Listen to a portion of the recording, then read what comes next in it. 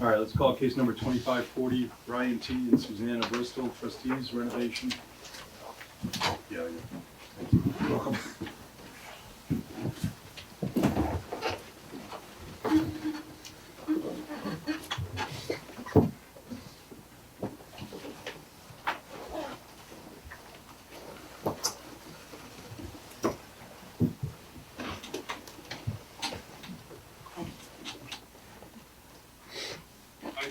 Hi, Alex.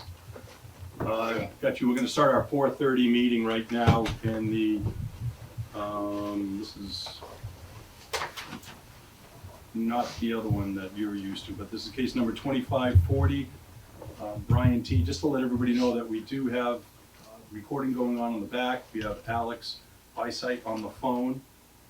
And anybody else need to record? Nope, it's all good? Awesome, thank you. So let's call case number 2540, Brian T. and Susanna Bristol, trustees, renovation and construction of an addition to an existing single-family residence partially located at the shore zone, in the shore zone, on a pre-existing non-conforming lot located 1133 Main Street, assesses parcel 29B 12, reviewed under TZBA laws 070101 and 090105. And Tony, I am in receipt, board is in receipt of your 23B3, and you're okay sitting on the case? Yes. Like Yeah. you? George, why don't you introduce yourself for the record? And I'm George Suraki, the engineer on the project. The Bristols have owned this house for, decades, and they're currently planning the renovation to the house. Most of the activity is going to be just renovating the inside. However, there's a 2-foot addition that's being proposed, and 2 decks are being reconfigured to make them more friendly for access into the house.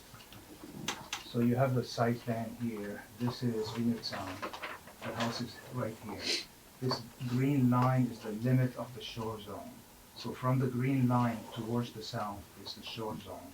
From the green line out is the inland zone of the coastal district. So, everything here is in the shore zone. So as you can see, there's a 2-foot addition at this location. There's an existing deck that extends to here, now here reconfigured. This is the deck in question. So there's going to be a 2-foot addition here, and the deck slightly reconfigured. This entrance is not very, comfortable. You can see how the stairs is bit. They want to simplify it and just have 3 steps going to the deck. These are the only 2 proposed additions or configurations in the shore zone. so it's right here, little piece right there. Yeah, so there's a 2-foot addition here. They're reconfiguring the deck, and this is being reconfigured. This is a photo. That's the deck that's being reconfigured. What's the 2-foot addition, that part? Where? Yeah, front part or of side. You can, This it's little this part. here. Well, what is it, interior or? Interior, yeah. So It's pretty minor. did you already go to, MBC or something for this one too? Right now, the application is outside the NBC. Okay. Any questions for George? Any comments from the building commissioner? The reason I had him go to the board here was, yes, he is building into the shore zone. It's a de minimis build in, but nevertheless, he is building into the shore zone. All the proposed changes to the structure are internal, something that was all internal cosmetic work, reconfiguring rooms, nothing doesn't reflect in the outside. He is below the 25% threshold for the commission review. Okay. So George, when you're adding space onto the deck on the outside, it's on, would that be the east side? I'm trying to figure out where it's on the northeast side? It's on the Yeah, east side. Yeah. Okay.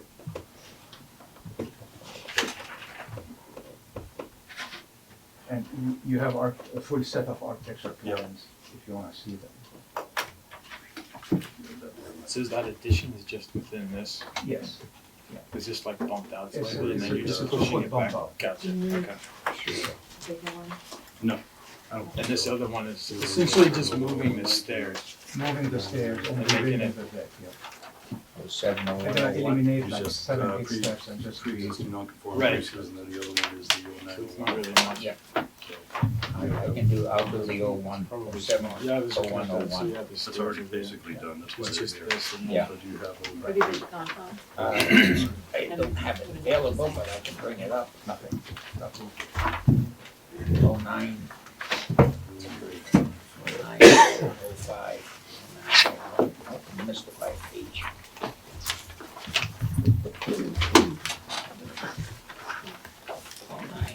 Is this our new deck or is this incorporated? This- So the There it deck you're is. looking at is here, No, I don't, 09, with these steps here. Yeah. Getting slightly smaller. No, I And got this it right deck's here. going. Oh, you're looking at it.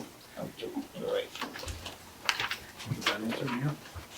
I guess I admit, I can't read it, I don't have it. You don't have it. George, where's, on this one, the addition is going over here. Over the deck, 2 Yep. feet. I can't read it, I don't have it. Any other questions from the board? Any letters? Mm-mm. You wanna make a motion? I move that case 2540, Ryan T. and Susanna B. Bristol, trustees, renovation and construction of an addition to an existing single-family residence partially located in the shore zone on a pre-existing non-conforming lot located at 1133 Main Street, assessor parcel 29B12, under TZBL sections 70101 and 90105, be approved with conditions, if any. Second. Thank you, Michael. Are there any conditions? Standard light procedure over the door. There's gonna be a door out to Not the really deck. Changing anything that's there already. It's already there. So you're not putting a door out there to the deck from this addition. They're probably replacing doors and Yeah. windows. Yeah. Standard building procedure with the light. Okay. Pretty Any other straightforward. conditions? No, pretty straightforward. All those in favor say aye. Aye. Great, thank you. You're welcome. Thank you.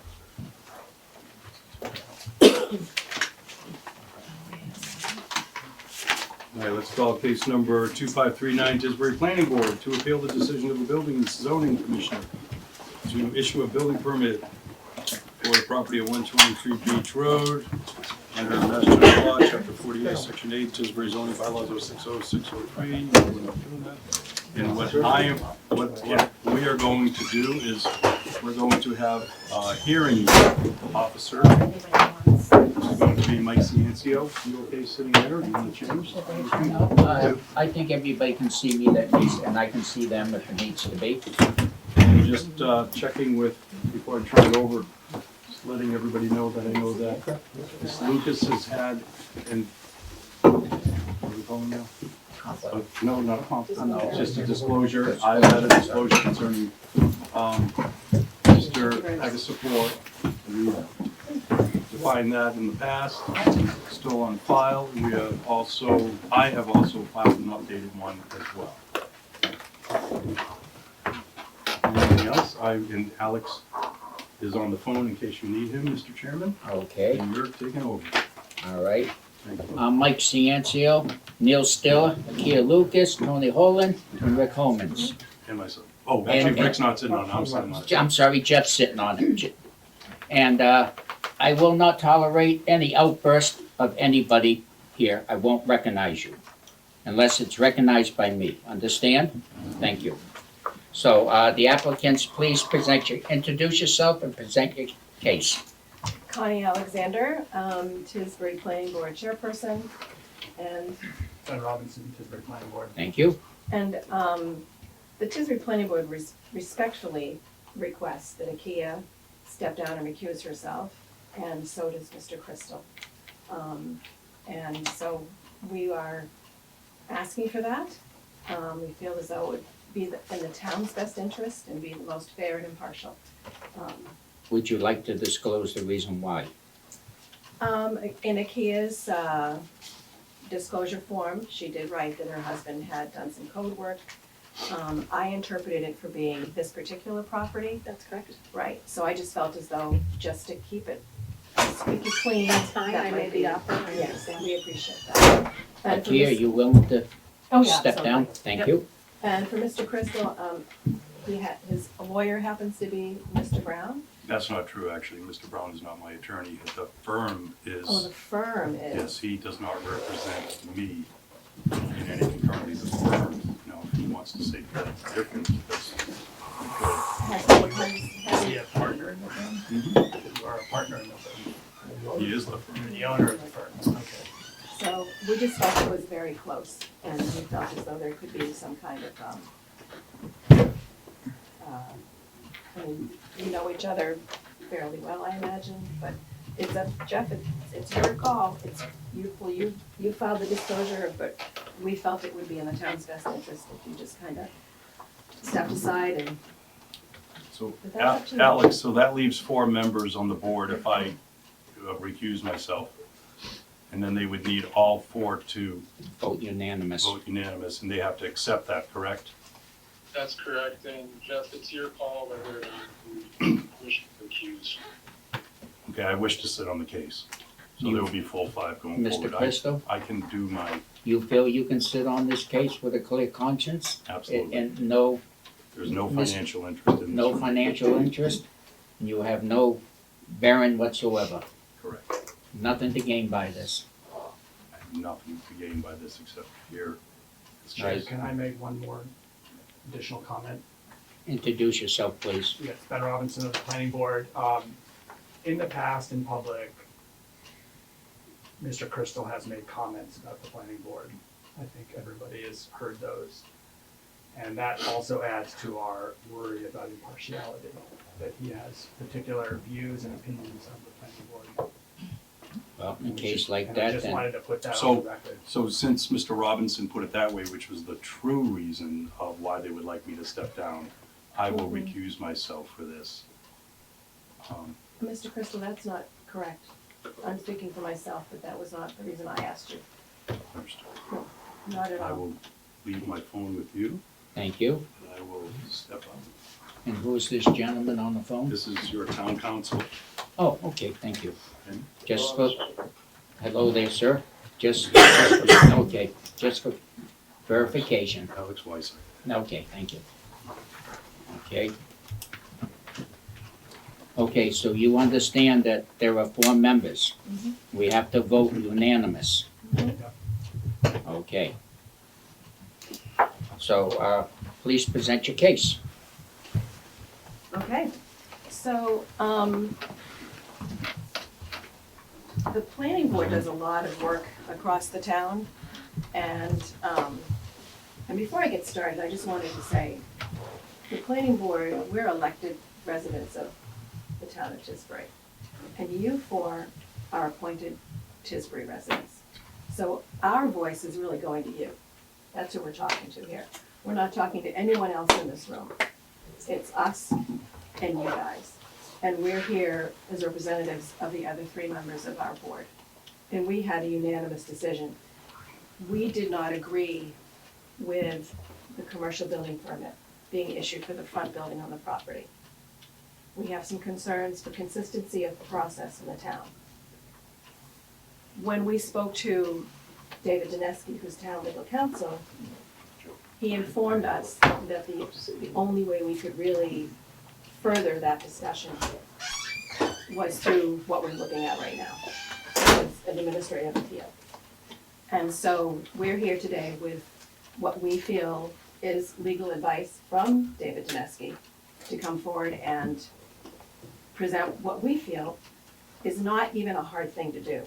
We do lots of special permits. We've done lots of special permits down in these areas of town, the waterfront management and the waterfront commercial. It's not a tough process. You could talk to all kinds of applicants who've worked with us. We find the discussions to be very rich, very diverse, and very enlightening, and there's a lot learned, there's a lot of exchange back and forth. We're asking that that process continue with this particular property, because we truly feel as though there are definite bylaws that address the need for it to come for a special permit. So now I'll look at my cheat notes here. The property at 123 Beach Road is in the waterfront commercial district, half in the waterside management area and half in the commercial management area. They're very intricate areas of town. We're all familiar with it. It's a slice of land bordered by water on either side, lots of traffic, flooding, everything else. Both structures on the property are non-conforming in regard to use requirements with Tisbury zoning laws 2.46 and 6.04. And I brought my binder, I don't know if you guys have your bylaws available, but you can read that, but the references are 2.46 and 6.04. The commercial permit sought is to change the front building, which is a non-conforming structure by the definition of mixed-use structures. It's a mixed-use structure which currently has bedrooms on the first floor. Mixed-use structures only allow for residential areas on the second floor. So that makes this building a non-conforming structure. And then I have here the actual words from the bylaw: a structure which contains non-residential uses on the first floor and may contain one dwelling unit on any other floor per parcel. As a first step for projects before the issuance of a building permit or a special permit within the waterfront commercial district is a referral by the permit granting authority to the site plan review board. This was never done. That was a big step that was missed along the way, and we'd like to see that also instituted. We'd like to see the site plan review board happen. It's an important piece, it's in our bylaws, it was voted at town meeting, and it's a great way to look at checks and balances. Lots of different committee members are on that site plan review board. They come together just at like this table and they discuss what they've seen, they discuss what they're thinking, and then they make their advice known to other permitting boards. The non-conforming nature regarding mixed use of the front building is that currently there exists 2 bedrooms that makes up 31% of the first floor area. That's an interesting and important piece to remember. The proposed change to the non-conforming use increases the non-conforming use by increasing the residential portion of the mixed-use structure by 20% and adding an additional 2 bedrooms for a 100% increase in the bedroom count. So you are increasing the nonconformity by 100%. This change in the non-conforming use constitutes a substantial increase, taking the non-conforming use to above 50% of the structure's floor area and increasing the bedroom count by 100%. And it's the opinion of the planning board that it constitutes a substantial change in the non-conforming use of the front structure and meets the clear and unambiguous intent of bylaw 060603. That reads, uses requiring a special permit from the planning board, any change or substantial extension of a non-conforming use or reconstruction, extension or structural change of a non-conforming structure. The proper permitting process should have been site plan review and a special permit from the Tisbury Planning Board prior to the issuance of a building permit. And that's pretty much our case. I don't have anything else to share with you. I did bring my bylaws and all that stuff, and we can answer questions as much as you'd like to ask us, but we truly believe that 2 steps were missed in this particular case, and we don't want precedent going forward. We don't want to have future projects come down, and then we have this precedent sitting there for no review. So we'd like to see it proceed the way other projects in those zones have.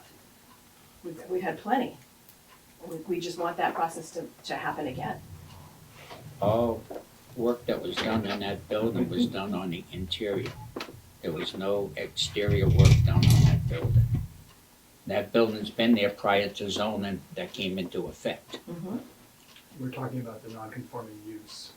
Right, But that That's what building makes the always building was a residential building years ago. Regardless, it's non-conforming, and 06063 is specifically pointed at the But non-conforming that's structures. that's in your bylaws, No, that's in the town bylaws. not in the ZBA. Your bylaw is different than the ZBA bylaw. Well, we- In what way is According to what, I looked at one of these, it was different than what your bylaw was. Well, we all operate under the same Tisbury Yeah. zoning bylaws. Yeah. I don't understand. But what was posted in your, what I looked in mine, was a different ruling, reading. Yeah, you'd have to show me that, because I'm only aware of one set of bylaws for the town. when Ross Seavey was the building inspector, he printed these out for me when I became elected here. And these are, and I consider the planning board stewards of the zoning laws. And it's really important that we continue with that. But 060603, 060603, it's right here on my page 70, which probably isn't yours. And it reads, Right. any change or substantial extension of a non-conforming use. It's also quoted in Mr. Dineski's opinion. Yeah, I don't think we need to argue about No, the bylaws, I Yeah. mean, they're clear. Right. There's one set of bylaws that we operate under, all of those. Yeah. And we're talking about the non-conforming use. Mr. Brown? Good evening, board members. My name is Peter Brown. I'm an attorney. I represent the owner of the property, Mr. Gassapor, through his entity. I filed a pretty detailed response, and with the board's indulgence, I'd like to kind of go through it a little bit because I think it's important to Please do. recount the history, very accurate on the zoning, very accurate on the descriptions of the property and the protections, and what transpires here. You have before you an extraordinary appeal, okay? You have your planning board seeking to reverse your building commissioner, who made a judgment call, which was then supported by a town council legal opinion and detailed analysis of your zoning bylaw. So you're being asked to reverse not one, but two decisions and opinions. And all that's being provided to you is some information regarding the opinion and disagreement from the planning board of how they interpret, how they give a legal interpretation of the bylaws, and how they would go and apply that judgment call. One of the issues that we have is the jurisdictional reign and authority of our various boards. The planning boards have authority over projects and properties that fall within special permit criteria. And then they get referred those projects and they get to go and decide them. The ZBA has its authority to go and review any challenges to decisions made by your zoning inspector or other things that may go and fall within those bylaws. In order to protect our rights, property rights, and the process, which the planning board chair talked about, it is extremely important, if not of paramount importance, that everybody stay in their lane, do their function, and make their calls, and then go through the legal process from there. The planning board cannot be doing ZBA work. The ZBA cannot be doing planning board work, and vice versa for the building inspector. And that's kind of what is transpiring here, because there is there should be a respectful difference of opinion on a judgment call that was made here. It's unfortunate when I read the petition about some of the wording that is used and descriptions about process not being followed, things not being done, people not doing their jobs, people altering things. It hasn't happened here. The real truth, if you break away all of the garbage that surrounds all of this stuff, this property and other projects and everything else, you have a bylaw that says if there's a substantial extension or alteration of a property, it's supposed to go to a special permit. That is the analysis of what happened here. It was a pre-existing non-conforming property with a pre-existing non-conforming use. That hasn't changed at all. There was a change. 618 square feet was reallocated from the commercial side over to the residential side. They reconfigured internally the property from a left to right configuration that didn't make sense to a front to rear. I applaud, as an attorney, as somebody who has to deal with rhetoric and make persuasive arguments, the percentages is a nice argument. It works, because 618 square feet doesn't sound like that big of a deal, because it isn't that big of a deal. This was a nothing project. And you'll hear from the commercial tenant who will tell you about the property, tell you about the history of the property. This was nothing with nothing. So we don't want to talk about 618 square feet, so we use 31% to 51% till we've changed the use. It was mixed retail before, protected, pre-existing, non-conforming. It's mixed retail now, pre-existing, non-conforming, zero change. The question is whether the reallocation of the 618 feet and the addition of 2 bedrooms, going from 2 bedrooms to 4 bedrooms, constitutes a substantial alteration. That is the legal question, that is the judgment call. There's a legal test to go and determine that. It's called the Powers test.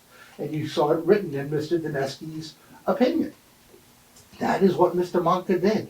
He had Mr. Dinesky's opinion, he had his expertise and analysis, and he made the judgment call. And Mr. Dinesky was very honest in his assessment.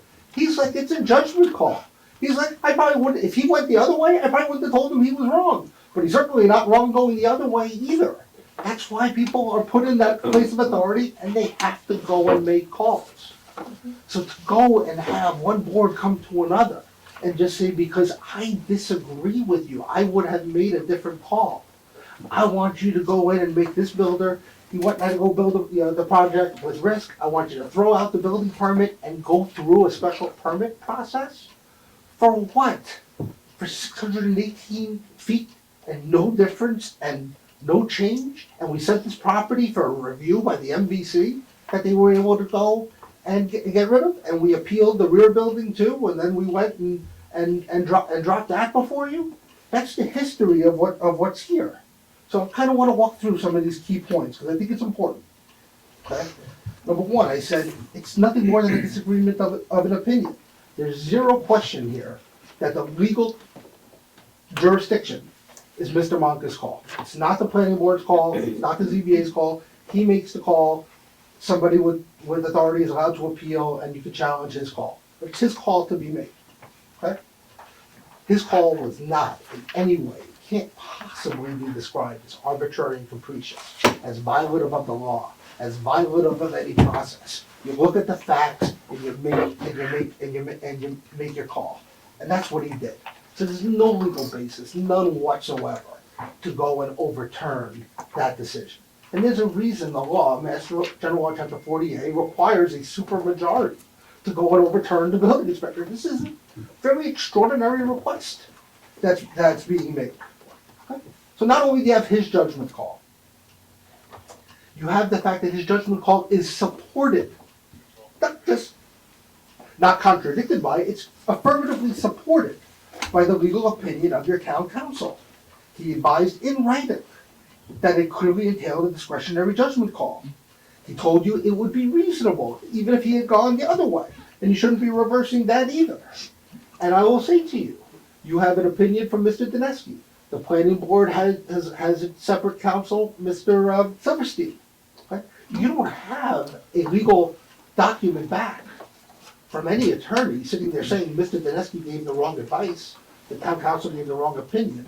You have Exhibit 2, which is the planning board's administrator's opinions and commentary, saying the lawyer, your town council, got it wrong. I submit to you that's not persuasive, it's not reliable, and certainly can't form the basis of reversing your building inspector. Okay? I also want to go back, because I listened to, before I got involved in all of this, a June 5th, 2024 meeting. And it was at this time that the planning board decided to go and talk about this property.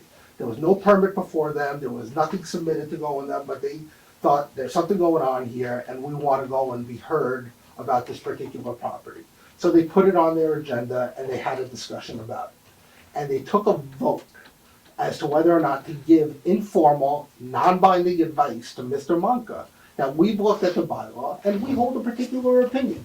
Our opinion is that based on this project, that it should be sent to us. It should be sent to us for a special permit review. And they did that. They talked about it, they deliberated it, they took a vote, they wrote that opinion, and they went and submitted it to Monka. I think it's instructive for you to know some of those public comments that were made at the June 5th, 2024 meeting from Mr. Robinson and Ms. Upton. Because it's just strange to me that we're here. Okay? They said, we're gonna go and do it, we're gonna tell him what we think, and then the ball's in his court. We've done our job. We've been, as the chair said, we feel we've been the stewards of the bylaws. We've given our opinion as to what we think he should go and do. And then if he chooses to go and proceed, that's his business, we've done our job, that's the end of it. You don't have to go and do anything more. So Mr. Robinson stated, the building inspector has the authority to say you know what you guys said it needs a special permit. I disagree, and I'm not referring it over to you. Jonathan, who is Attorney Silverstein, counsel for the planning board, made that very clear to me in our conversation.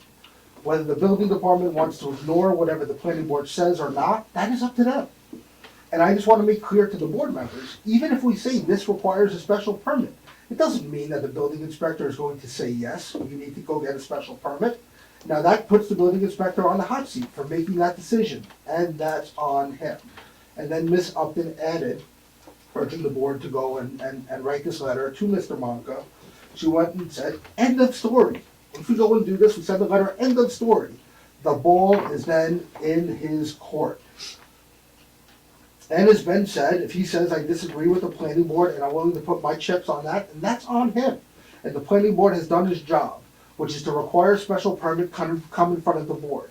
That is the only thing you are being asked to do tonight. We may get an answer of no. And then you never have to look at this again. You never have to go do anything with it again. That's me editorializing that, excuse me. Off it goes. So that's what happened. He said no.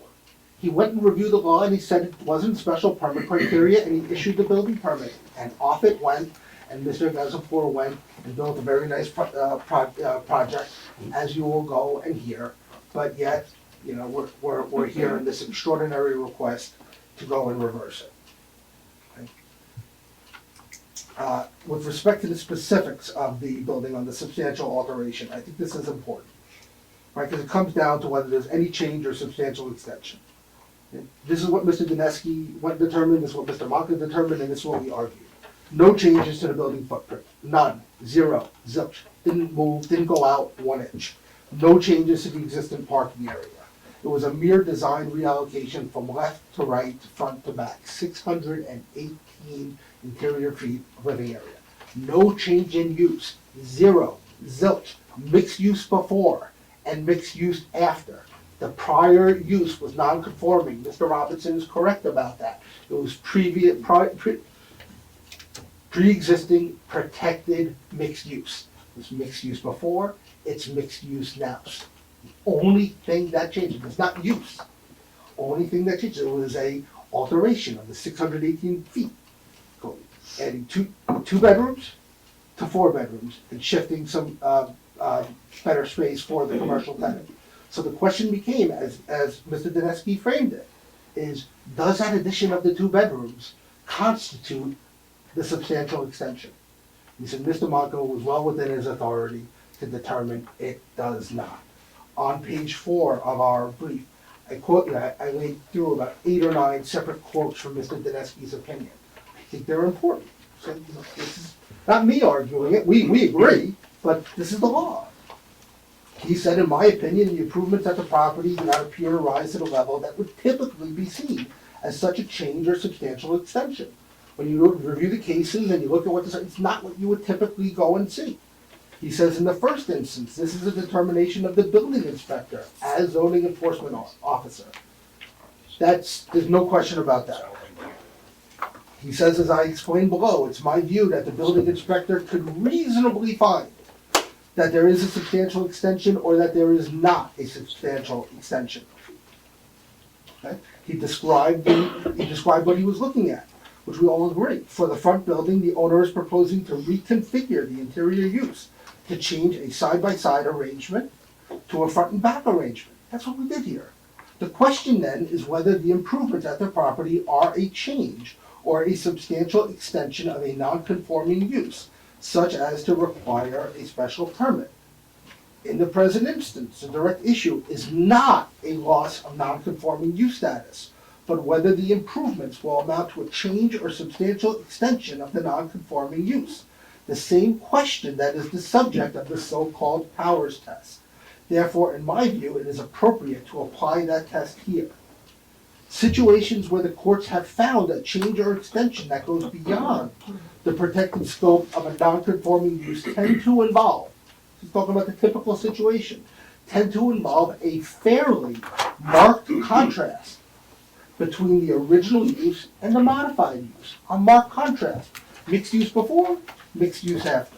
For example, the replacement of one structure with another serving the same use or function will not be considered to be a change in the nature and purpose or the quality and character of the use.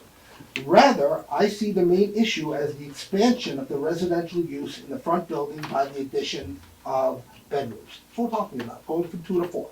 That was the ultimate question that was faced before Mr. Monta. Everything else is nonsense. The resulting use will, in my view, have the same nature and purpose, mixed retail and residential. The issue of a difference in the quality or character and degree of the result, page 4, of the resulting use from the existing use hinges on the difference in degree and impact between a 2-bedroom unit and a 4-bedroom unit. As I view the situation, and as with most questions of this type, it is a judgment call based on the particulars of the site, the modifications, and the neighborhood. In my opinion, the building inspector, as zoning enforcement officer, could reasonably find either that there is a substantial extension or there is not a substantial extension. So that's me taking quote verbatim what Attorney Dineski provided to the planning board. It's attached as an exhibit in their own submissions as well as mine, but I think it hits the highlights of the issue here. Okay? Mr. Dineski even went further, because the planning board administrator gave him an example and said, here's a prior process where it did have to go through a special permit process, and he distinguished it. So in his specific opinion, he said, yeah, but that project involved a whole lot more. It wasn't interior reconfiguration only. It wasn't this minor change. So it's wholly consistent that went through a special permit process and this one did not.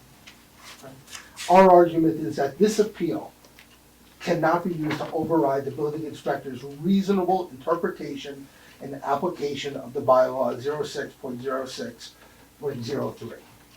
There's a reason that the statute builds in that level of the statutory deference of requiring a supermajority to go and overturn a decision of the building commissioner. And what shouldn't be lost on this is the extraordinary nature of this appeal.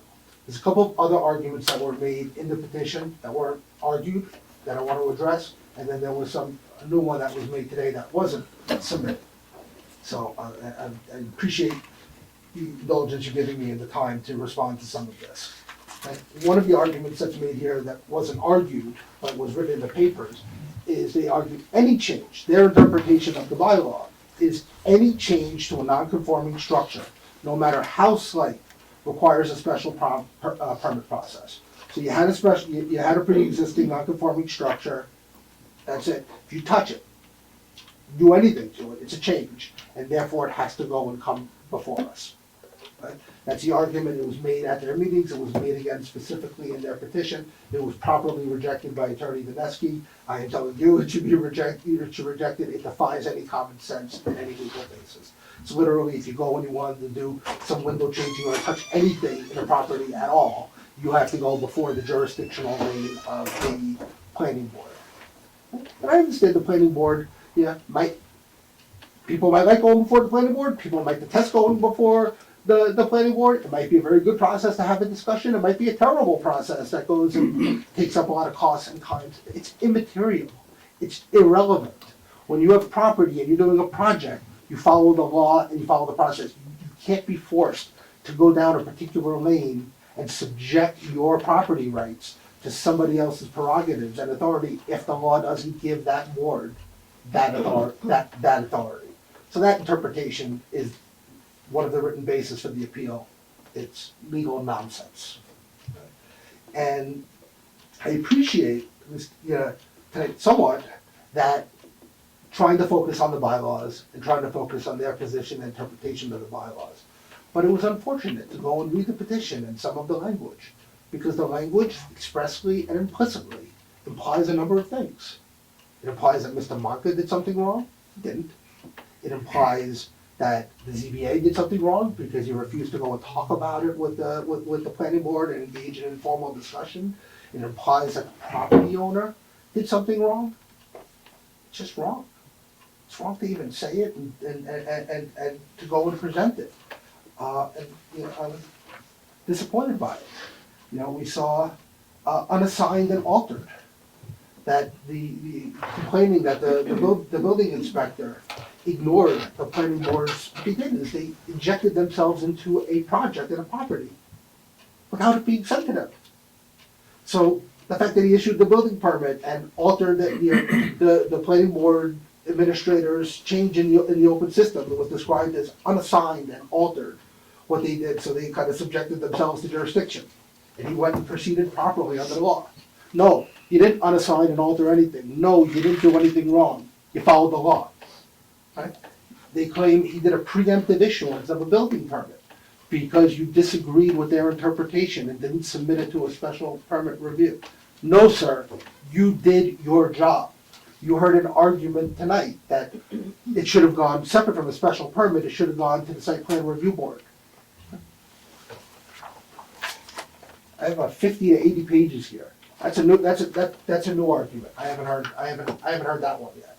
The whole argument has been solely, we need to come for a special permit thing. This has been going on for months, since June of 2024. And so now we have that new argument tonight. There was nothing preemptive. The permit was applied for, it went through the process. You got their opinions, you got their determinations, you got a legal opinion, and you made your call. If you had gone the other way, we would have gone through a special permit process. And we said that right from the get-go. Right? And I just find those comments and those insinuations unfair. They're legally incorrect. They're factually incorrect. And they create a difficult environment for everybody to go and do their function. Right? So for all of these reasons, and I'd like to hear from Xerxes for a little bit on the property, and I'd like you to hear from one of the tenants, but for all of those reasons, we ask you to go and determine that there is no arbitrary capricious, there's no unreasonable action here that was done by the building inspector, and that you deny the planning board's appeal. So with that, I'll turn it over to Xerxes, and I know there's at least the tenant at 123 would like to speak. At this time, I will give Mrs. Alexander or Ben Robinson a chance to rebut. Well, I would say first, this is a normal process. There's an appeal process for building permits. We've executed that based on the opinions of the planning board. So the extraordinary, maybe it doesn't happen that often, but it's a normal process that they're in. There was never any detailed analysis from Dineski on this project. Yes, he did write a memo, but when he came to a public meeting of the planning board, when I asked him what his analysis was to determine whether this reached a substantial threshold, he said he hadn't done any. And I presented him with our analysis that it is a 20% increase in the floor area, increasing this, increasing that.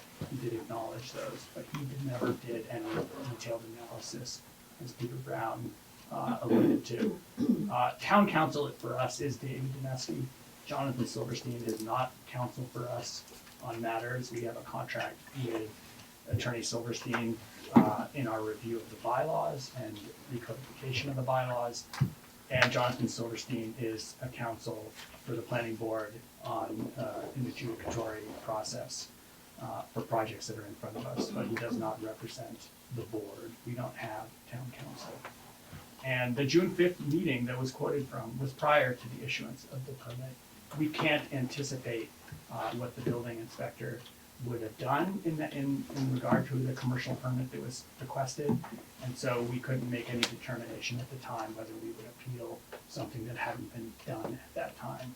So that is all pre-commercial permit being issued. And the rest of it is just really a lot of color to distract from a very simple question. Is the change substantial enough to require a special permit? And I want to reflect what Connie said earlier about the importance of the waterfront commercial district. There's a reason these bylaws were put in place by the town of Tisbury. It's not our job to decide what bylaws to follow or not to follow. We look at them, we read them literally, and when the planning board reads it literally, this constitutes enough of a change to the property to require going through a special permit process. And to piggyback on what Ben mentioned, I was able to pull up the actual email that Mr. Dineski sent to the planning board dated on June 27th, 24. And he does discuss the Powers Act. He does say that the back building seems to be, there's no concerns with that one. But he does state near the end of his document, he does say, rather, I see the main issue as the expansion of the residential use in the front building by the addition of bedrooms. I'm pulling it straight out of here. The resulting use will, in my view, have the same nature and purpose of mixed retail and residential. The issue of the difference in the quality of character and degree of the resulting use from the existing use hinges on the difference in degree and impact between a 2-bedroom unit and a 4-bedroom unit. So we then asked Mr. Dineski that we are concerned about that. And what should we do? How do we go about creating a change if it's at all possible? And this is the process that's in place by the state. This is something that isn't extraordinary. It may not have happened here, but it is not extraordinary. It is what we're supposed to do. It's our job, it's our duty to speak on the issue. We can't just stay on the other side of the annex and say, well, I guess we can't do anything about that one. You know, this is what we're doing. And I feel very comfortable with it. And I don't think we ever, I don't believe the planning board, is saying that, and Mr. Dineski does say it would be up to the discretion of the building inspector how he interpreted it. And now we're here to say, he interpreted it that way, we're interpreting it this way, and you guys are the governing body to determine where the town wants to take it. And I'm gonna say again, the special permit process is not this huge jungle of disdain and horror. It's actually a pretty open dialogue, it's all open meetings, and it's not a scary thing. It's just something that the town has in place so that we can actually watch and guard our bylaws correctly. And I have to say, Mr. Brown's use of the word nonsense throughout his speech is quite insulting, because we're not nonsensical. I would never characterize our board as nonsensical, ever. Never, ever, ever. We take our job very, very seriously, and I'm really proud of us. That's why we're here.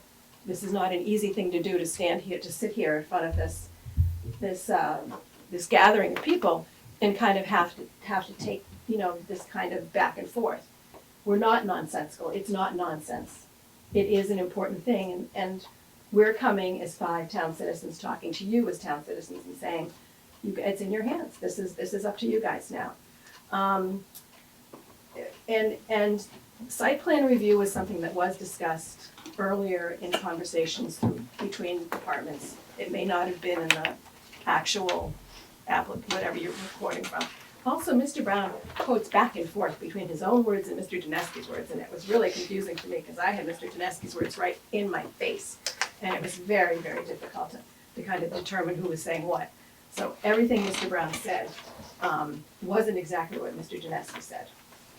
Some of it was, some of it wasn't. It was his interpretation and his embellishment of it. Let me think. Oh yeah, and you can say 618 feet isn't a big deal, but it is 100% more residential. There's no guarantee. Statistics are statistics. I can't fake it. I can't make new ones up. It is 100% more. And with that 100% more, you're gonna have more people, more traffic, more trash, more noise, more light, it is a substantial increase. It's not, you know, namby-pamby, it's not this little tiny little thing. Mr. Sarati was here with a 2-foot increase, and he was worried about his 2-foot increase. We're talking a 618 square foot increase, and 100% change of the substantial use, and that's really where we're coming from. And we don't have anything wrong. We've worked with Mr. Dineski before, we've worked with Mr. Monka before. We're happy to work with everybody again. We just feel like the process is in place, and we should keep it there, unless you wanna go to town meeting and throw the bylaw out. And that's up to you guys. People can say, that's a stupid bylaw, get rid of it. But it's here, and we're supposed to uphold it, and that's why we're here. Thank you. Mr. Monka, would you like to make a comment, or would you like to hear what everybody else has to say in general public first? I'll let everybody else speak. If there's questions, I field questions from the board. Thank you. Now would, Sorry, yeah. Mr. Chairman, Alex. oh, Vice- I'm sorry, sir. I apologize for that. That's okay, and I apologize, but I have to leave for a different Yes. meeting in 10 minutes or so I just wanted to give my 2 cents here, if that's okay. Please. Uh, Would you hold on 2 seconds? Can everybody back there hear this phone? Thank you. Okay, sir, go ahead, please. Thank you, Mr. Chairman. So I just wanted to be clear that, you know, I agree with the legal arguments that have been laid out in terms of what the review is before you, what the real issue is, and that is the question of whether or not the expansion from 2 bedrooms to 4 bedrooms actually constitutes a substantial change of the pre-existing non-conforming use. And in order for the board to determine you know, whether or not it was a substantial change, as has been alluded to, that invokes the powers test. And there's 3 prongs that Mr. Dineski went through in his opinion. The question is whether or not the change from 2 to 4 bedrooms is a different nature or purpose as compared to the original use, whether or not there's a difference of quality, character, or degree of the new use versus the prior use, and whether or not there's a different effect or impact on the neighborhood as compared to the original use. And the board would need to determine that in order to overturn Mr. Monka's issuance of the building permit, the board would need to find that he was clearly wrong in his determination that it was not a substantial change. And to do that, you would need to find that one of these 3 prongs was clearly applied incorrectly by Mr. Monka. And just as a matter of procedure, correct me if I'm wrong, Mr. Chairman, there are 4 eligible voting members now. That is correct. So as I believe you're aware, in order to overturn Mr. Monka's decision, based on Chapter 48, Section 15, it would require all 4 members to vote affirmatively to overturn the decision in order for the decision to be overturned. The applicants were notified that. All right, thank you, Mr. Chairman. That's all I have to say at this time. I appreciate it. Thank you very much, sir. Okay, I have no idea how to turn that damn thing off. Just leave it on. That's why I use a flip, that's why I use a flip phone. I'm too old fashioned. That's Mr. Jeffs. Okay, now I will open the meeting to the public. We've already had comment from any abutters. Any proponents, opponents, anybody in general? Yes, sir. So I'm the owner of the project, and you know, I just want to say that the applicant's also involved in the process, and we followed it correctly, and we went through every step of the way as it should be. I think most would agree it does make sense to have retail facing Beach Road and residential on the backside of that front building. Annie, who's been in that tile shop for I think close to 20 years, I think she may want to say a few words, but you know, we spoke to her in consultation. The way it was laid out didn't make a lot of sense, and we are really only talking about 600 square feet of reconfiguration. The example of Mr. Sarati's prior case where he expanded his deck by 2 feet. We're not even doing that. Everything we've done is internal. And the reality is, you know, you're arguing more use, but it's less use of the 600 square feet of the commercial side. So, you know, really there isn't any significant change. I think this really just boils down to what sounds like a judgment call by the building commissioner, whether he perceives 600 square feet of reconfiguration internally as a significant enough change to warrant special review. And I believe he made that decision that it didn't. And I think it's reasonable. And so for us to kind of go through this whole process, it does feel a little bit strange to me, quite frankly, because I feel like there's more involved. But that aside, I think it's a very reasonable decision that was made. And to overturn that just seems like an overreach. Saying that, I'd love for anybody in the public or Annie to speak, because I think she's been affected by a bit of this back and forth and turmoil. And anybody else would like to speak? I'll just add, just so the board members know, the work was done pursuant to the permit. It's done at risk because this was done subject to an appeal that I went through. It came out, came out beautifully. Yeah. They had a punch list. They just satisfied the punch list. So It's 100% complete. ready for, ready for occupancy. And I believe a TCO has been issued. And I would like the applicant that, for the front store building, if she's in the room, to please make her comment. I'm gonna stand up. Hi, this is my third ZBA meeting about this. So my name is Annie Bradshaw. My husband Jeremy and I started MB Tile in Vineyard Haven almost 29 years ago. We have spent 18 of them in Vineyard Haven, 14 years at 123 Beach Road. We are an important resource for the island's homeowners, designers, and contractors. Some might say an essential business to Martha's Vineyard. After 123 Beach Road was sold to Mr. Agaspor last March, we decided to stay in the location with some changes to the showroom configuration. It just made business sense to expand the front showroom and give up just 618 total square feet of the back. It gives us much more retail exposure from the road. This debacle started in May of 2025 and left us with no AC for the entire summer until maybe about a month ago. No electricity in half of the showroom. No kitchen. Down to the studs in more than half of the showroom, and 2/3 of our displays were in a rented storage unit. How do you do business that way? All summer. It was clear to me after the June 4th planning board meeting that many of the members didn't even have 123 on the radar. Then somehow, they rolled this project into Xerxes' other projects. The work being done to the building has been such an incredible improvement. The other big improvement has been to our parking. At one time during the previous ownership, there were 11 vehicles in and out of the back units all day long, all night long. Now it has 2 cars from 8:30 a.m. to 3 p.m., Monday through Friday. And we try to stagger our clients' appointments, so there are seldom more than 2 vehicles parked out in front. I'm hopeful that this will be the last ZBA meeting that we need to attend. The real issue is the board came in at the 11th hour, and it's time to stop using 123 as a pawn.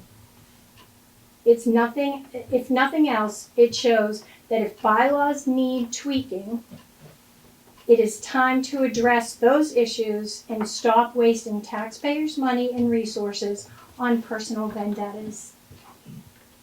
Your decision today affects real life issues and real people. This business survived my stage 4 cancer diagnosis and long recovery. COVID, and this situation has done more to damage my business than any of the others. So I really respectfully ask you to put this aside and let business continue as usual, please. Thank you. Anybody else in the public wish to make a comment? Mr. Pete, is your hand up to make a comment? Yes, it is. I thought maybe you were just trying to get, Thank you, Mr. Chairman.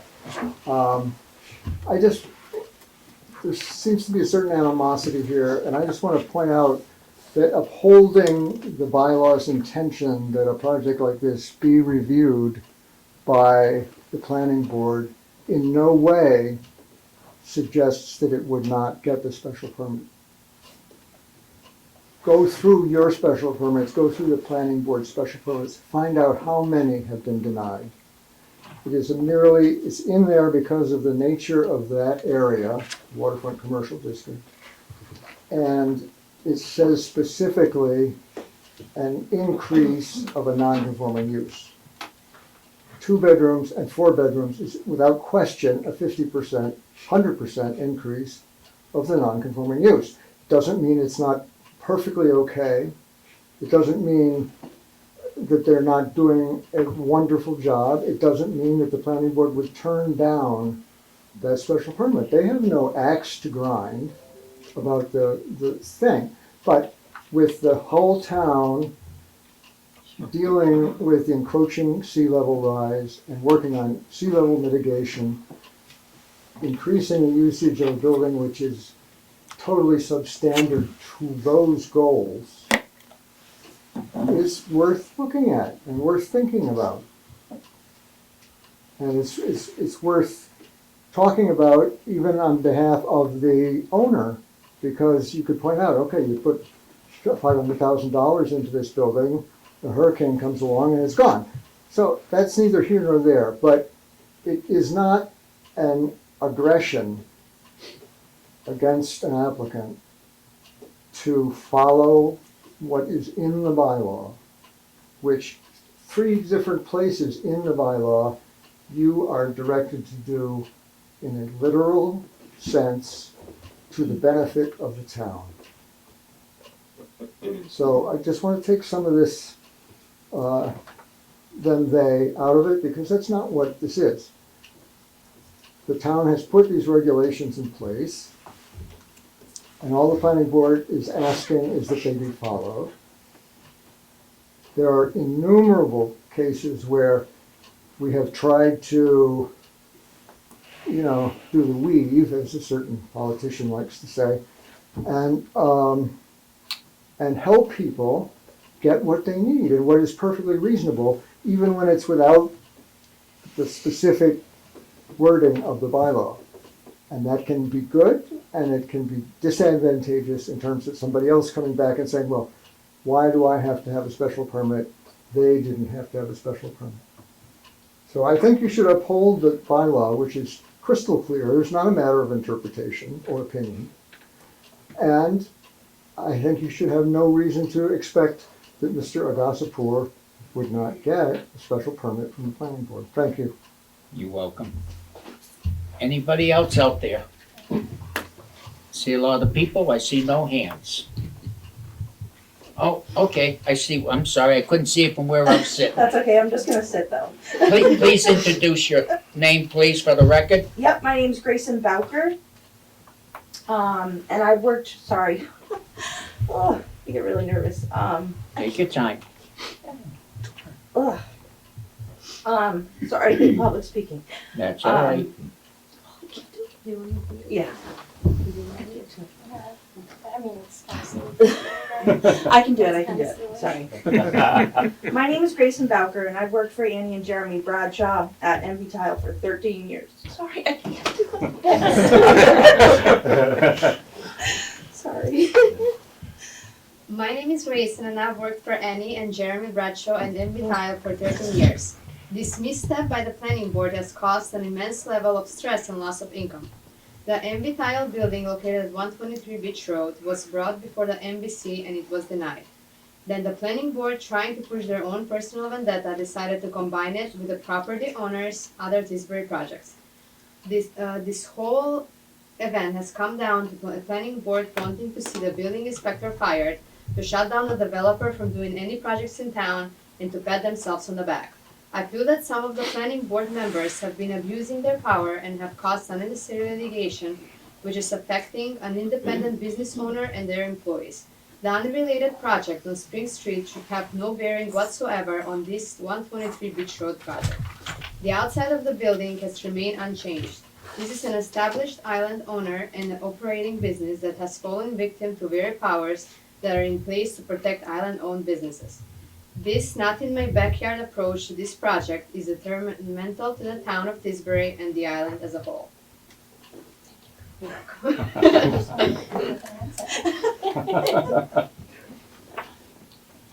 That it? Yes. Thank you. Just want to make sure you weren't taking a breath. Okay. Was that it for the public? Okay, then I will entertain a motion to close the Can we make a, method to, I will entertain a motion to close the comments from the public. So, I move that we close the comments from the public. Thank you. Neil? second. All those in favor? Aye. Thank you. Yes, sir. yeah, I had a question for Greg. The commercial permit that we appealed was issued in September, is that correct? I don't have the date right from me, Mr. Robinson, but I presume that's something I got the dates correct, I correct? think it was September 13th. But Ms. Bradshaw has testified that she was disrupted by the construction going back through the summer. Was that construction done under a building permit or any guidance from Again, the you've building got the department? dates in front of you, I don't know the exact dates off the top of my head. But if there was work being done in there, it may have been done in advance or internal demolition work done. And is that Then- allowed to be done without a building permit? And the permit was probably issued, a partial permit was probably issued at that point to do that work. A commercial permit? Because based on our work on this, going back to even that June 5th meeting, no commercial permit had been issued for the property until September 13th. So I just want to square, was work done prior to the issuance? Because we should not be blamed for the disruptions that were caused by the construction when our appeal is based on a permit that was issued after the summer. Without looking at the particulars, Mr. Robinson, I would say that a partial card permit was issued for the interior work, and that all interior work. And you can supply that. Our OpenGov system is open and can. When I looked at the OpenGov system, I was only able to see a commercial permit issued in September. We can definitely find more information out. Everything is accessible to the public. I just want it to be that, we're not causing the delays here.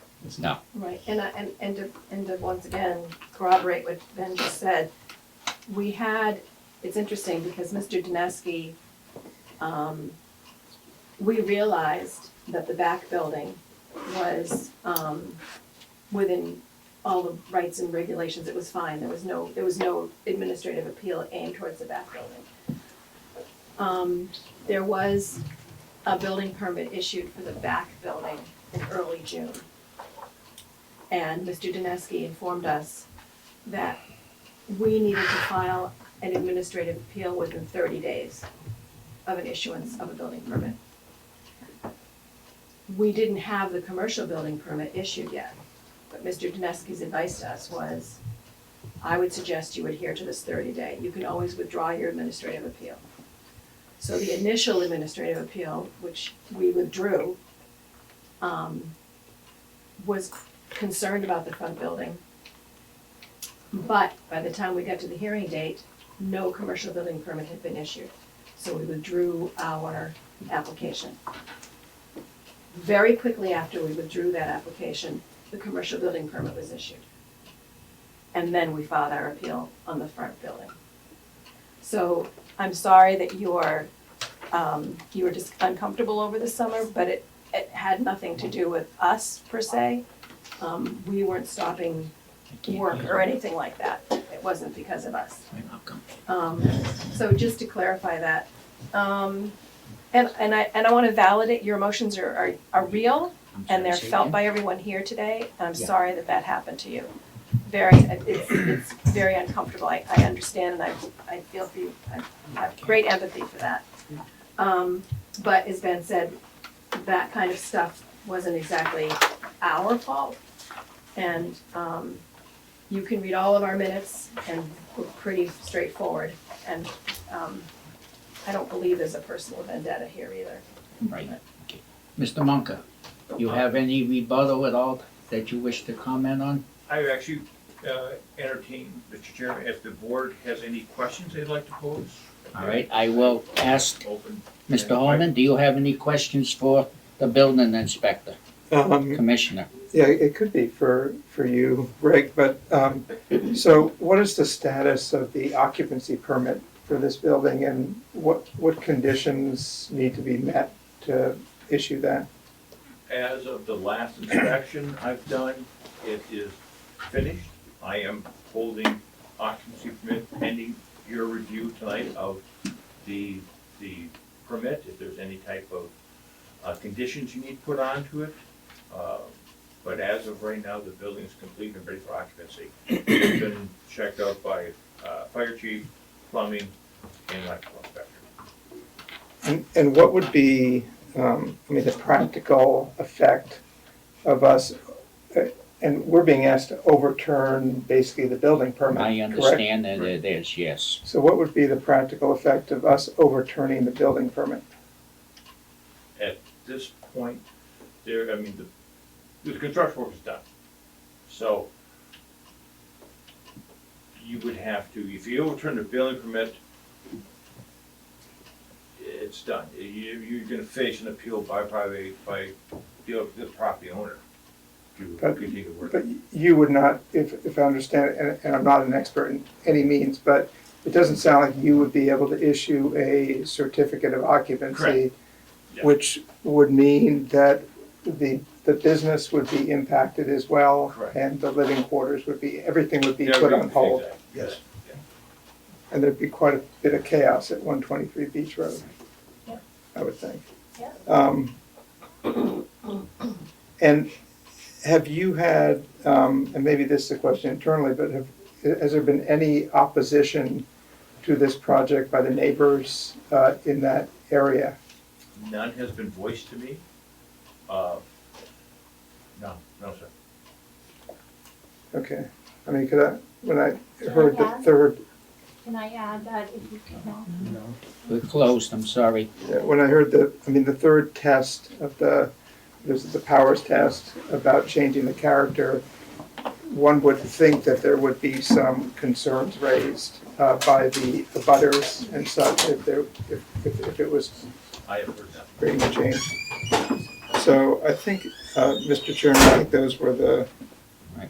questions I had. Mr. Holman, do you have any questions asked of the, Mr. Monka?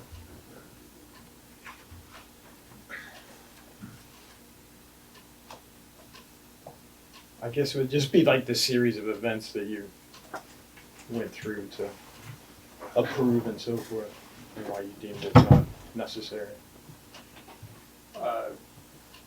Truthfully, conversations with our town council Yep. was a key thing. Looking that the owner applicant was not expanding the footprint, he was not changing. Owner applicant was not increasing parking area. You look at the occupancy load between the business and residential, is actually reducing the occupancy load. And What that was the all occupancy load? is how many, like, for this What building was here, it, what was it and what is it, what did it go to? Do you remember? I would have to do the math, figure out, okay, so if they took 600 square feet away from the business side, that means I think your standing occupancy load is, 30 square feet per person. So you're taking away how much, like this room here has got occupancy load of 20 people, how much you can carry in there. So you're taking that occupancy load away from the business and using in a lower occupancy load in the residential area. So, and those were all things to take into consideration and consulting with Mr. Dineski about the process. That's it. Thank you. Yeah. Mr. Stella? I think this is more a question for the tile shop? Well, I will entertain it. We have the right to ask the audience a question, even though we do close it to the audience. So go ahead. My question is, if we overturn the building inspectors giving the building permit out, how does this affect you? We're out of business for the time being until we can find a new location to move to. And I would tell you, after all this time being in Vineyard Haven, it will not be Vineyard Haven. Why would you have to be out of business? Well, if we can't get the occupancy permit, I have to shut the building down. the building gets shut down. It's one unit, it's one building. But your business is separate from the apartment. Yes, it's the front of the building. It's one building, we've got the front of the building, and the apartment has the rear of the building. But it's considered the one unit. Um,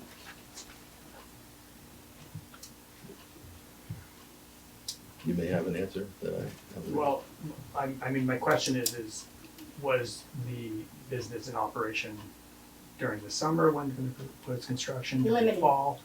So, I mean, there was a commercial building permit issued September 13th. We appealed it within the time frame.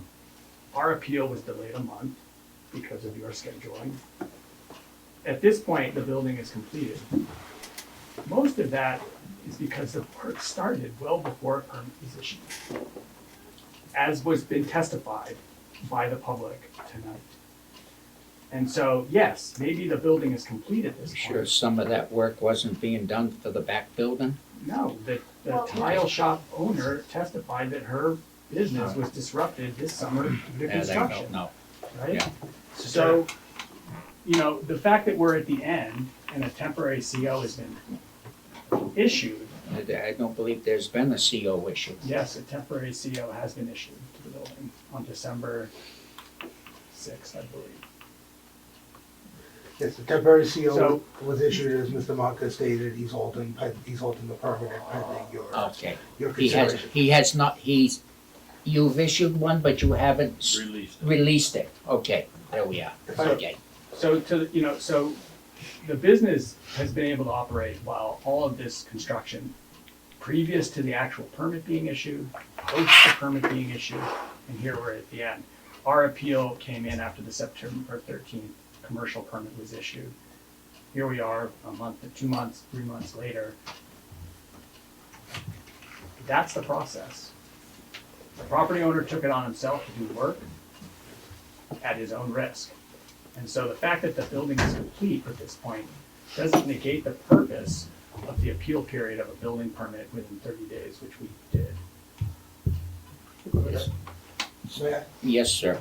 I think we're getting off tangent of the core issue. I think your town Right. council did a very good job of saying to you whether or not you're gonna overturn it, whether you think Mr. Monka violated the powers test, and whether you feel his Right. opinion was clearly wrong. That's all we're here for tonight. And that's what we have to go and decide. If Correct. you think it was clearly wrong, you should vote in favor of the planning board. If you don't think it was clearly wrong, you should vote to deny the appeal. Well, I think it's important because, Mr. Homans had made a comment that, look, the building is already completed.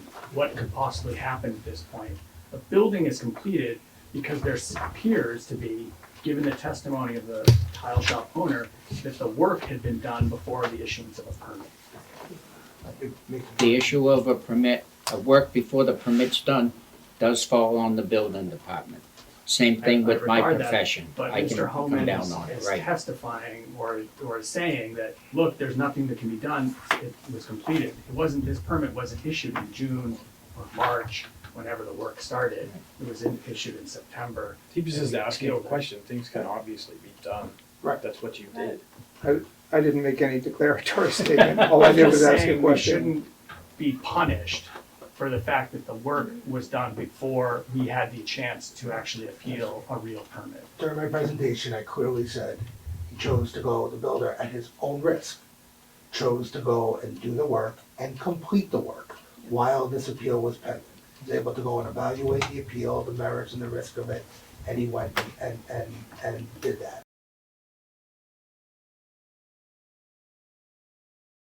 This project at 123 go forward. Correct. And, any board members wish, are you ready to vote, Mr. No. Holman? I'm not- Neil? No, I've got questions. Yeah, I Well, do too. then, Like it's septic. So it went from a two-bedroom, it's on the city, so there's no it's on the flow. city sewer. There's no flow issue. I can answer if you. Yep.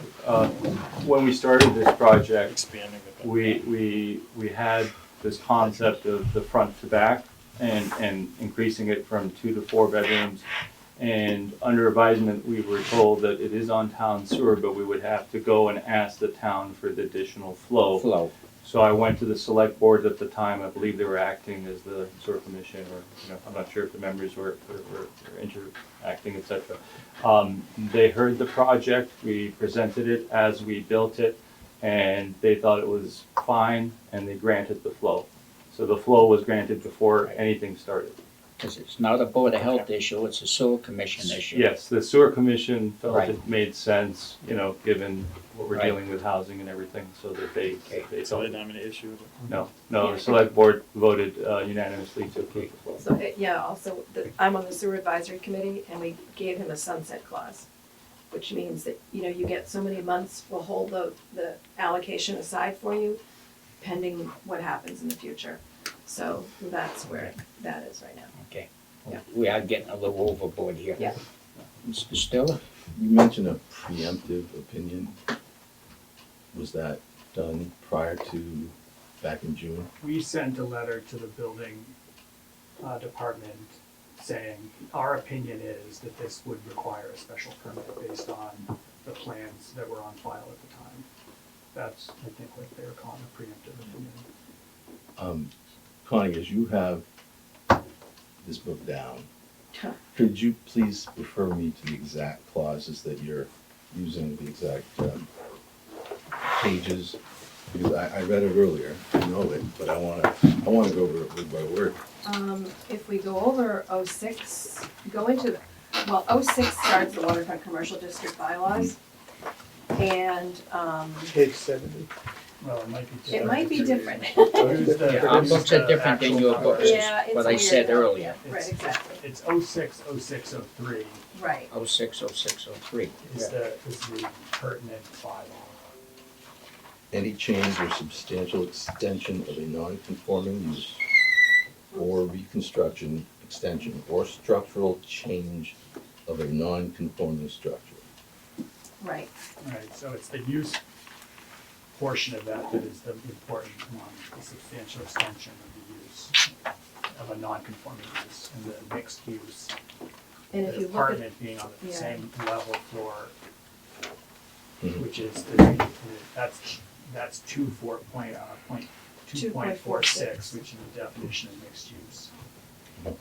So those are the two important bylaws to keep in mind. And that hasn't changed, it's still a mixed use, it was a mixed use before, so that's the subjective argument. Well, it's not just subjective. Well, yes, it is subjective. It's that the building is non-conforming to the And it mixed use still is definition. non-conforming.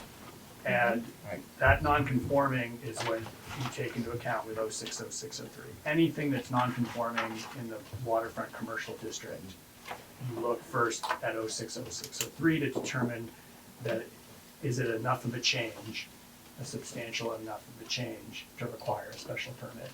And in the planning board's opinion, 100% increase in the bedroom count, whether it's 10 going to 20 or 2 going to 4, is a precedent-setting number or a percentage enough increase of the nonconformity to require the need for a special permit. So that's your point. That's That's the one change. That is the sole point, and it's we're not looking at the particulars of the project, whether they're good or bad, that would come through a process. We're just looking at the proposal and whether the change is enough of a change to require a special permit. If I could just add, we're all in agreement on that. This is the provision. This is the argument. The question is whether or not it's a substantial extension change. Everybody agrees that's the question. Everybody agrees that's the analysis. Everybody, agrees it's the powers test. The planning board has offered its opinion that it believes it does. Mr. Monica is the one with the responsibility. He made the judgment call that he didn't, and town council said reasonable people can go and disagree. And so the question before you is whether Mr. Monka, in light of that, created a clear error. But this is the provision, that's the question, that's the issue, and that's what Mr. Dineski hit head on. And there was a comment from the public that, that we're coming in at the last minute, right? Temporary CO but we gave our opinion to the building inspector earlier on before the issuance of the permit, saying, look, we look at this project, and we think this is the way the bylaws should be interpreted. We went out of our way to make sure that we're not coming in at the very end of the project. And what was his response to that? We didn't get a response. Nor when we invited the building inspector to attend the public meeting of the planning board to discuss the interpretation of the bylaw, he declined. I just want to be careful that we don't get too far off beyond. of this. Yes, sir. I did address some of this chronology. Ms. Robinson's right. They made their opinion known before the matter went and referred to them. They had every right to go and do it. They discussed it. They went and made their opinion known. It's not what the way 48 works. You don't go and engage in informational talking in sessions about what one person thinks and another person thinks. That's where you get into trouble. Application goes in, and your adjudicatory boards. Point of order, Mr. Chairman. Subject to rules and subject to 48. That's why it's important that whether it's a referral of a project from a building inspector over to the planning board, or it's a property owner choosing to bring a permit before the ZBA, we have notice, we have purview of what you're asking for, it governs the rule, it says who goes and decides it, and it has an appellate process from there. What the planning board did, I'm not faulting them, they sought to weigh in before anything was considered. Mr. Monka had their view and had their opinion when he made his decision. He had that, and he had town council's opinion, and he had his own review and his own analysis. The question before you is whether or not he committed a clear error in his analysis of law. Okay. You all set, Mr. Stowe? Yes. Okay, I will call for, I wish to have a motion made, and obviously, please make it in the affirmative. Prior to your motion, I do have a question. If that's okay for the building inspector. I'm sorry? I do have a question, if we could. Go if I ahead, may. yes, sir. Greg, how would this affect the tile shop if you were overturned and everything has to stop? They've been there for years. Correct. It wasn't their idea to remodel that shop. They didn't do the work. How do you see that affecting a tenant? That's an opinion, and I really don't wanna venture into opinions. I just assume go by what's addressed in the building code and Tisbury zoning bylaws, rather than just my opinion. I don't think that's fair to the board. Mr. Chairman, can I ask you a question? Yes, sir. Is the question before us tonight to whether or not to overturn the, My understanding is we either vote that Mr. Monka should rescind the building permit, or he had the right to issue the building permit. Am I correct? Is that's what the, I guess that's my what the question, question is tonight? my question is, if there is no motion to rescind, is that a decision by this board? If there's no motion, no vote, or do we need to take an affirmative vote to allow the building commissioner? I believe we need to have a vote. Okay. And you could vote either, so if your We- affirmative is how you phrase it. Right. You could vote to deny the appeal, and then you would vote. This board has yes. always made a positive vote, a motion, Okay. rather, I'm sorry. Very We've never made a negative. So- We vote that he did it right, or he, and then we just take it from there. Understood. It just seems to work better. I think either one is perfectly proper. Right. So, anybody wish to make a motion?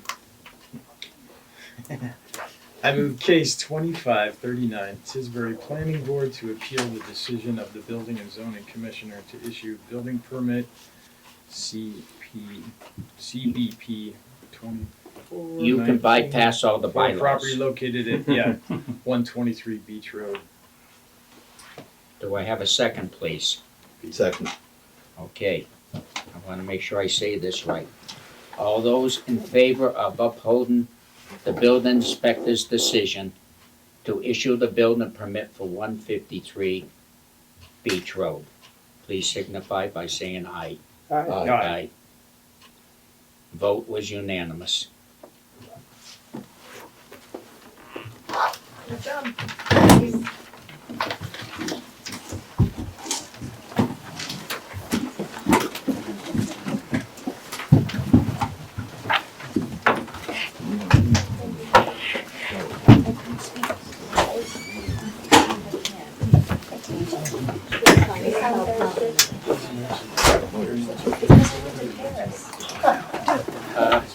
Seeing how that's the end of the cases for tonight, Absolutely. make a motion to adjourn. Thank you. Motion to adjourn. Second. All those in favor? Aye. All right.